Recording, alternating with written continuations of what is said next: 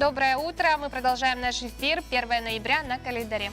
Как и обещали, сегодня в нашей студии очень много гостей. И начнем мы беседу, пожалуй, о третьем дальневосточном конкурсе «Я инженер», который уже проходит в эти дни. Сегодня в нашей студии сопредседатель движения «Я инженер», депутат Госсобрания Илтумен Павел Ксенофонтов. Павел Валерьевич, доброе утро. Доброе утро. Доброе утро. Доброе. Расскажите нам, в чем суть движения? Движение «Я «Инженер» у нас создано с 2005 года. Работаем по профориентации нашей молодежи, пропагандируем инженерные профессии и так далее. У нас несколько проектов. Это «Молодежь Якутии в промышленность», который уже работает с 2008 года. И вот наш дальневосточный конкурс «Я инженер», он начинался как республиканский. И мы уже 5-й раз проводим в этом году. Первые два конкурса были республиканского уровня, и вот третий сейчас у нас уже третий год идет уже дальневосточный. Проект уже охватывает достаточно много регионов Дальнего Востока. Вот в этом году у нас даже участвуют из Сибири, то есть это Сургут, Тюмень там и так далее. Поступило заявок где-то 80 заявок, значит, участвуют практически все университеты. И из 80 заявок 9 это из Дальневосточного федерального округа. Вот, значит, у нас несколько секций, категорий. Да. Первое это молодежь, значит, будущие инженера, это школьники. Они проходят у нас секцию в Сосновом Бору. Летом, в августе месяце мы собираем всех детей, и они проходят там свои проекты, там показывают там, и так далее. Вот. Второе, это у нас идет уже молодые инженеры, это студенты.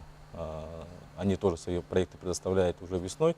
Мы начинаем их собирать и в 3 этапа уже их ведем для того, чтобы они проект уже подготовили.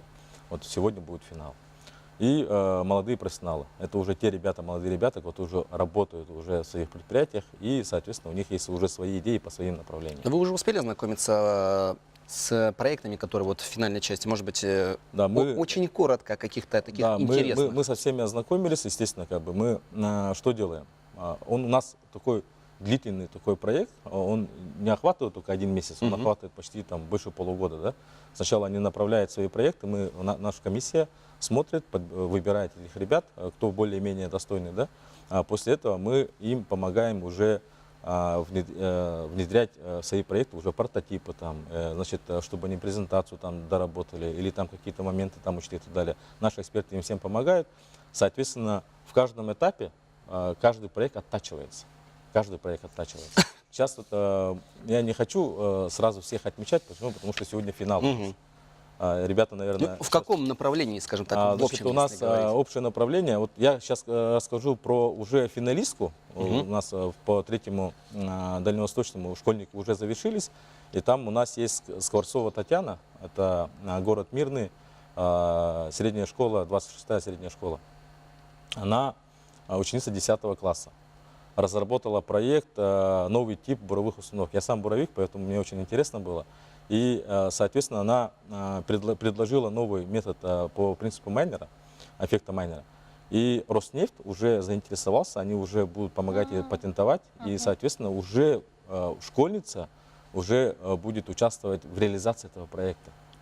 То есть она уже поступила, можно сказать, в университет. Я вот с ней разговаривал, она уже поступила в 2 университета уже. То есть она будет заочным, а другая будет очным. А вот что касается предприятий, как раз таки, вот уже заговорили, да, вот о таком большом предприятии. Как вообще предприятия, какую роль принимают вот в этом проекте? Насколько они готовы сотрудничать вот с молодыми специалистами, их проекты? Наглядные примеры по победителям. Да? Первый конкурс, я инженер не дальневосточный, а республиканский. У нас победитель это Ниргун Захаров. То есть он внедрил новый метод разработки грунта в карьере, и, соответственно, его заметили, и он сейчас, он начинал горным работником, а сейчас он уже главный инженер Мильницкого ГОКа. Потом у нас второй победитель, это Роман Востряков. Он у нас работал в Якутугле, когда участвовал, и предложил заменить отечественными запчастями технику КАМАЗ, ремонт отечественными запчастями. Он сейчас работает в группе компании «Скания». Ну, и таких ребят очень много. У нас вот Кремза очень хорошо себя показал, и он сейчас работает. Я всех вас поздравляю с тем, что у нас столетие дальневосточного в Дальнем Востоке, столетие инженерного образования.